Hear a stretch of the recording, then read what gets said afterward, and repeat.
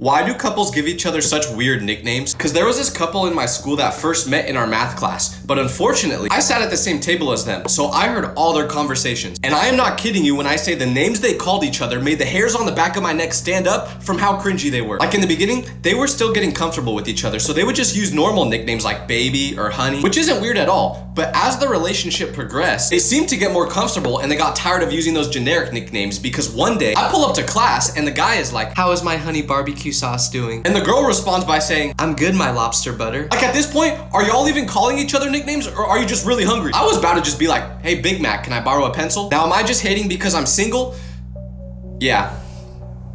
Yeah.